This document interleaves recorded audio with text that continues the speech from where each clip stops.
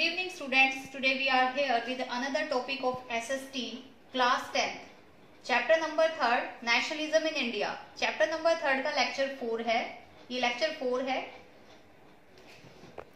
Previous video में civil disobedience movement के बारे में पढ़ा, काफी डिटेल हमने उसके बारे में उस टॉपिक में देखी कि क्या किस तरीके से गांधी जी ने सिविल डिसोबीडियंस मूवमेंट को पूरे देश में फैलाया और किस तरीके से ऐसे कौन से सर्कमस्टेंसेस थे जिनकी वजह से गांधी जी ने सिविल डिसोबीडियंस को फॉलो अप किया. नेक्स्ट टॉपिक उसी से जुड़ा हुआ है कि civil disobedience movement no doubt की सक्सेसफुल रहा, काफी सक्सेसफुल रहा, लेकिन ऐसे कुछ इंसिडेंट हुए जिसकी वजह से कि सिविल डिसोबीडियंस मूवमेंट उस सिचुएशन में या उस सक्सेस को अचीव नहीं कर पाया जो कि वो कर सकता था. तो उसमें इसका रीजन क्या होता है? पार्टिसिपेशन का रीजन होता है. कोई भी चीज सक्सेसफुल तब होती है जब उसमें पार्टिसिपेशन जो है वो बहुत अच्छे तरीके से हो. तो नेक्स्ट टॉपिक आपका यही है, how participants saw the movement, यानी जो पार्टिसिपेंट्स जिन लोगों ने सिविल डिसोबीडियंस मूवमेंट में अपना रोल प्ले किया था उनको कहते हैं पार्टिसिपेंट्स. अपनी इन्वॉल्वमेंट दिखाई थी, वो इस मूवमेंट को किस तरीके से देखते थे. देखिए क्लास, मैंने आपको नॉन कोऑपरेशन मूवमेंट में भी बताया था कि गांधी जी की एक नोशन थी स्वराज की. अब स्वराज की नोशन को लेकर ही ये सारे मूवमेंट जो है चल रहे थे, लेकिन जो भी कम्युनिटी या जो भी पार्टिसिपेंट उसमें इन्वॉल्व हो रहा था वो स्वराज के मीनिंग को अपने तरीके से ले रहा था.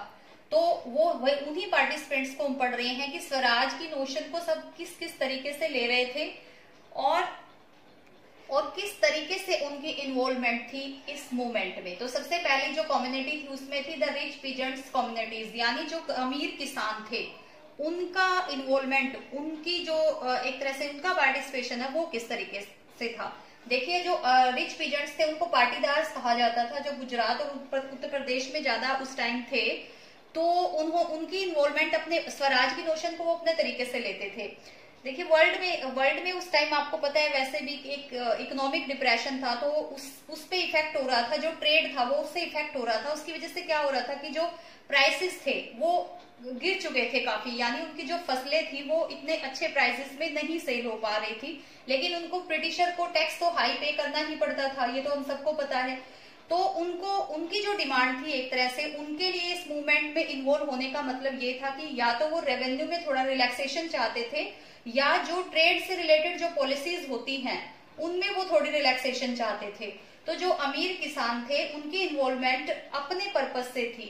कहने का मतलब ये है कि कोई भी कम्युनिटी उस मूवमेंट में अपना रोल प्ले कर रही थी तो वो अपने अपने पर्सपेक्टिव से कर रही थी. तो जो गरीब अमीर किसान थे उत्तर प्रदेश के और गुजरात के, वो सिर्फ इसी तरीके से इसी सोच को लेकर इस मूवमेंट से जुड़े हुए थे कि उस मूवमेंट के जरिए वो अपने जो टैक्स था, जो हाई रेवेन्यू था, वो उसको कम करना चाहते थे. लेकिन बाद में क्या हुआ, ये मूवमेंट काफी फैल चुका था, लेकिन 1930 में गांधी जी ने इस मूवमेंट को वापस ले लिया और उनके टैक्स में किसी तरह का कोई रिलैक्सेशन ही नहीं हुआ.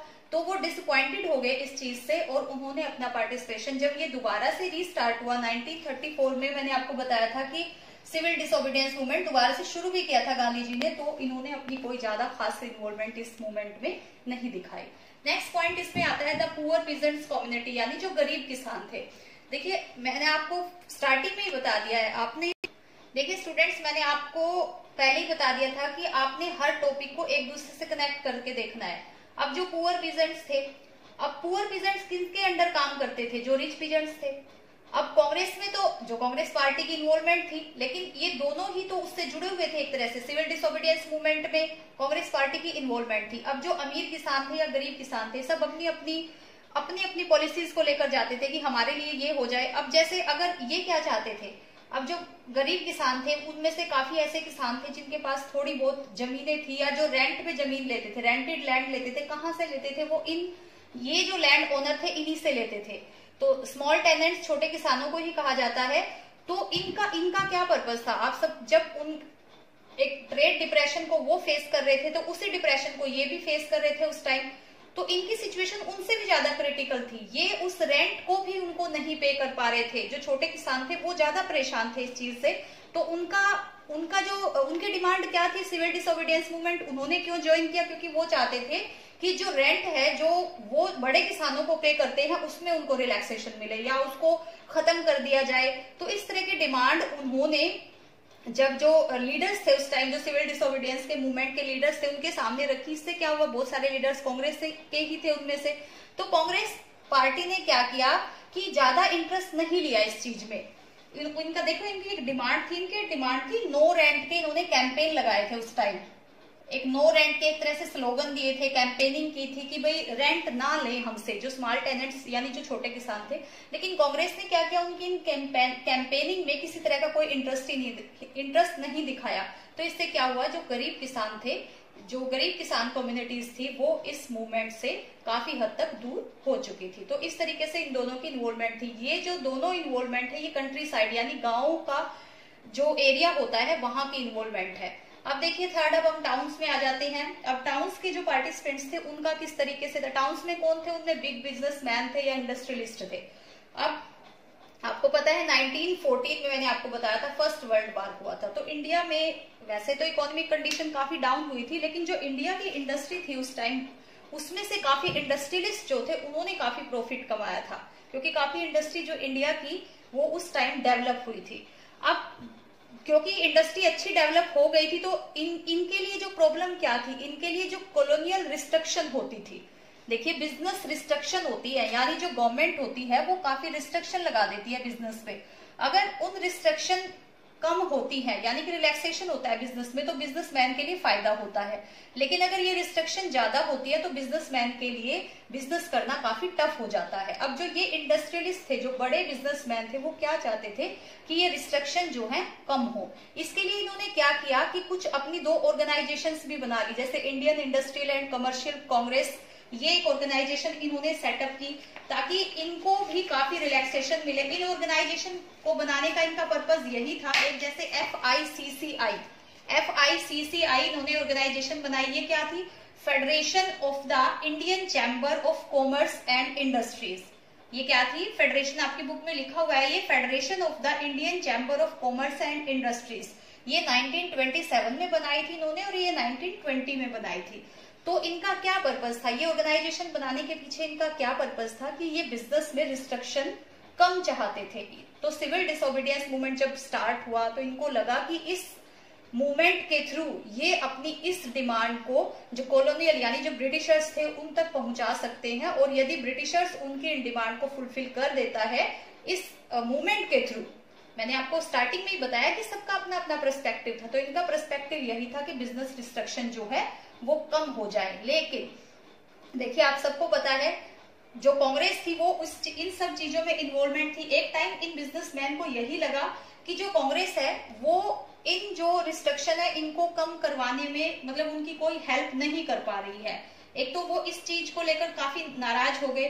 दूसरा, जो सेकंड राउंड टेबल कॉन्फ्रेंस हुआ था गांधी जी और इरविन के बीच में, उसमें जो गांधी जी की डिमांड थी वो उन्होंने नहीं मानी थी। तो उस वजह से भी जो बिजनेसमैन थे वो काफी डिसअपॉइंटेड हो गए, और धीरे धीरे जो बिग बिजनेसमैन और इंडस्ट्रियलिस्ट जो है वो सिविल डिसोबीडियंस मूवमेंट जब ये दोबारा से रिस्टार्ट हुआ तो इन्होंने अपनी इन्वॉल्वमेंट जो है वो ना के बराबर दिखाई। अब इन जो बड़े बिजनेसमैन थे जिन्होंने ऑर्गेनाइजेशन बनाई है, इनमें जीडी बिरला का नाम काफी फेमस है। जीडी बिरला ने इन ऑर्गेनाइजेशन को काफी अच्छे तरीके से हैंडल किया, और दूसरे एक और हैं पुरुषोत्तम दास ठाकुर दास। इनके साथ साथ एक और इंडस्ट्रियलिस्ट थे जिन्होंने इन ऑर्गेनाइजेशन को बनाया और इन्होंने अपनी डिमांड रखी।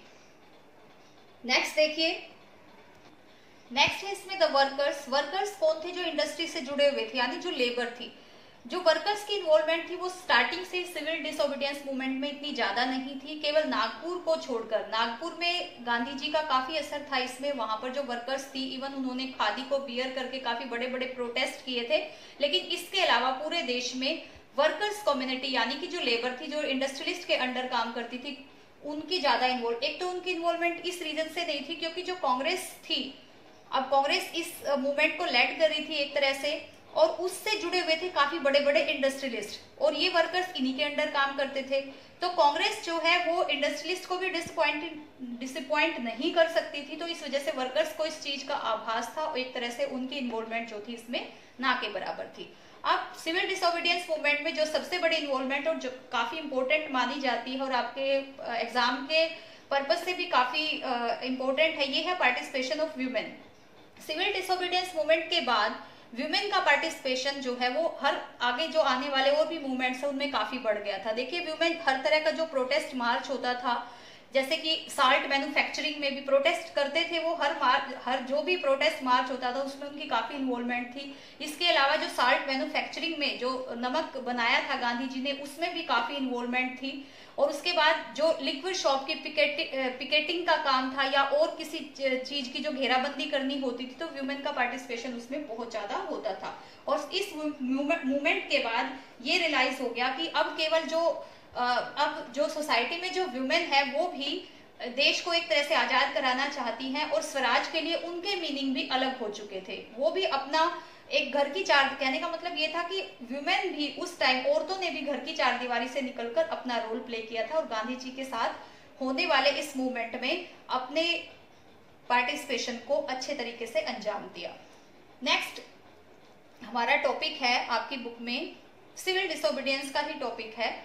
जैसे हमने अब तो पार्टिसिपेशन देख लिया कि किस किस कम्युनिटी का कैसा पार्टिसिपेशन था। नेक्स्ट टॉपिक है the limits of civil disobedient movement, यानी कि जो सिविल डिसोबीडियंस मूवमेंट था उसकी क्या लिमिटेशन थी। लिमिटेशन मतलब ये होता है कि कहाँ तक सीमित था ये, यानी कि इसका मतलब लिमिटेशन अगर हम पढ़ रहे थे इसका मतलब कुछ ऐसी चीजें भी थी जो इससे बिल्कुल नेग्लेक्ट थी। तो ऐसी कौन सी चीजें थी जो इससे नेग्लेक्ट थी? देखिए एक इसमें जो बिल्कुल इससे नेग्लेक्ट थे वो थे अनटचेबल्स।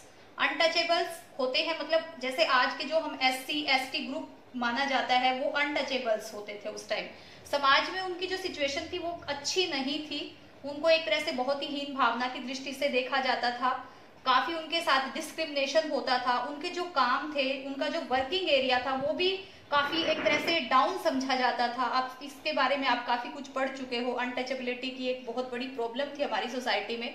गांधी जी ने उनको हरिजन नाम दिया, गांधी जी ने उनको अनटचेबल्स कहने की बजाय हरिजन नाम दिया।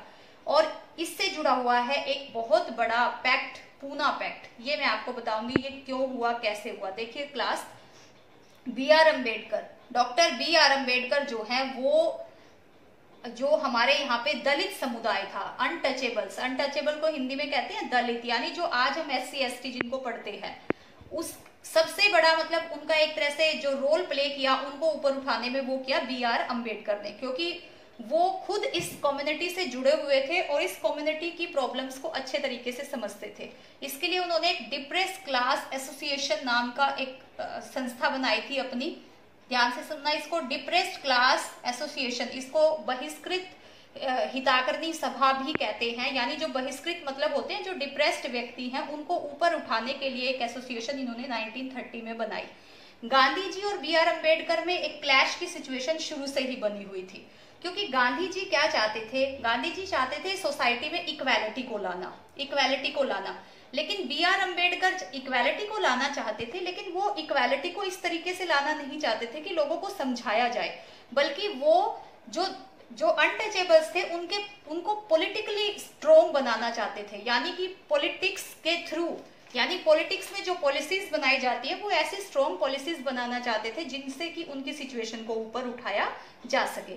तो ये एक क्लैश था गांधी जी और अम्बेडकर के बीच में। क्लैश कैसा था? BR अम्बेडकर ने, देखिए एक सेकेंड राउंड टेबल कॉन्फ्रेंस हुई थी गांधी जी और इरविन के बीच में। तो इरविन ने क्या किया था, BR अम्बेडकर को इनवाइट किया था और BR अम्बेडकर ने अपनी डिमांड रखी थी वहां पे एक सेपरेट इलेक्टोरेट्स की, यानी कि जो अनटचेबल्स हैं उनके लिए एक सेपरेट इलेक्टोरेट्स होना चाहिए, यानी वो अलग से इलेक्शन लड़े अपना एक तरीके से। गांधी जी इस चीज को नहीं मान रहे थे। गांधी जी ने क्या किया, फास्ट अनटू डेथ, यानी फास्ट रखा, आमरण अनशन बोलते हैं इसको, एक तरह का प्रोटेस्ट होता है ये, उन्होंने वो रखा। अब इससे क्या हुआ, अब BR अम्बेडकर के ऊपर भी एक प्रेशर आ गया, तो BR अम्बेडकर और गांधी जी के बीच एक तरह से एक कॉम्प्रोमाइज हुआ था जिसको कि पूना पैक्ट कहा जाता है, एक समझौता हुआ था दोनों के बीच में सितंबर 1932 में। ये क्वेश्चन आता है और बहुत इंपॉर्टेंट क्वेश्चन है ये, तो 1 मार्क्स में भी पूछ लेते हैं इसको, 3 मार्क्स में भी पूछ लेते हैं। तो इसमें BR अम्बेडकर जी की कुछ रिकमेंडेशन थी। अब उन्होंने कुछ रिकमेंडेशन ये रखी कि जो अनटचेबल्स हैं उनको, जो स्टेट असेंबलीज इलेक्शन होते हैं या सेंटर इलेक्शन होते हैं, किस भी तरह के इलेक्शन होते हैं, उनमें रिजर्वेशन की डिमांड उन्होंने रखी और गांधी जी ने बाद में इन डिमांड्स को माना। उसके बाद ये पूना पैक्ट जो है साइन किया गया सितंबर 1932 में। तो हम कहने का मतलब ये है कि जो अनटचेबल्स हैं वो इस मूवमेंट से एक तरह से दूर रहे। ये एक लिमिटेशन है इस मूवमेंट की, कुछ सीमाएं हैं, और बाद में कोई ना कोई सोल्यूशन निकलने के पश्चात ही जो अनटचेबल्स हैं वो इस मूवमेंट, इस तरीके से जो अनटचेबल्स या जो हरिजन थे यानी जो लोअर सोसाइटी थी वो एक तरीके से इस सिविल डिसोबीडियंस मूवमेंट से दूर थी। उसके बाद जो नेक्स्ट लिमिटेशन थी इसकी, यानी जो एक कम्युनिटी और थी जो इससे काफी दूर थी, वो थी मुस्लिम। जो काफी सारे हमारे देश में मुस्लिम पॉलिटिकल ऑर्गेनाइजेशन थे जिसमें मुस्लिम लीग काफी फेमस है। तो ये बहुत ही मतलब इनका कोई इस सिविल डिसोबीडियंस मूवमेंट में इनका कोई रोल नहीं था। अब इन्होंने भी अपनी डिमांड रखनी शुरू कर दी थी। इन्होंने भी एक सेपरेट इलेक्टोरेट्स की डिमांड रखी, पूरे इंडिया में इन्होंने सेपरेट इलेक्टोरेट्स की डिमांड रखी। उसके साथ साथ इन्होंने जो बंगाल है जहां पर की मुस्लिम पॉपुलेशन बहुत ज्यादा है, पंजाब और बंगाल एरिया जो आज बांग्लादेश का है एरिया है, उसमें इन्होंने जो मुस्लिम पॉपुलेशन के अकॉर्डिंग अपना रिप्रेजेंटेशन की डिमांड रखी। उस प्रोपोर्शन के अकॉर्डिंग इन्होंने अपना जो रिप्रेजेंटेशन वहां पे एक तरह से मांगा। और उसके बाद क्या हुआ कि उनकी इस डिमांड को उस टाइम, क्योंकि कांग्रेस में काफी और हिंदू ऑर्गेनाइजेशन भी वो भी इकट्ठा हो चुके थे और उनको इस पॉलिटिकल ऑर्गेनाइजेशन की जो डिमांड थी उनसे काफी नाराजगी थी और उन्होंने उसका पूरी तरह से प्रोटेस्ट किया।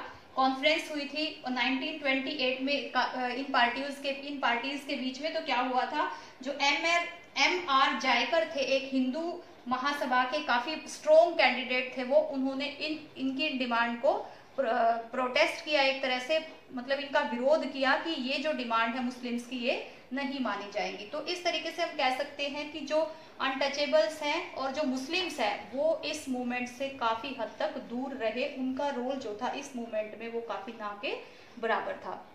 क्लास इस चैप्टर का आपका सिर्फ एक टॉपिक रह गया है, लास्ट टॉपिक है जो, और आपका लास्ट लेक्चर होगा वो। उस लेक्चर के बाद ही मैं आपको जो रिमेनिंग जो टॉपिक हो चुके, जैसे ये वाला टॉपिक है और एक और जो टॉपिक होगा उस पे बेस्ड असाइनमेंट आपको दूंगी मैं। आज आपकी असाइनमेंट नहीं है रिटर्न कुछ, आपने आज सिर्फ ये टॉपिक जो है अपनी बुक्स में से डीपली रीड करना है, इसको अच्छे से अंडरस्टैंड करना है, और नेक्स्ट टॉपिक के लिए आपने वीडियो देखनी है और उसके बाद गिवन असाइनमेंट जो है आपने पूरे चैप्टर की असाइनमेंट आपको फिर मिल जाएगी, वो आपने अपनी रफ नोटबुक में करनी है। Thank you.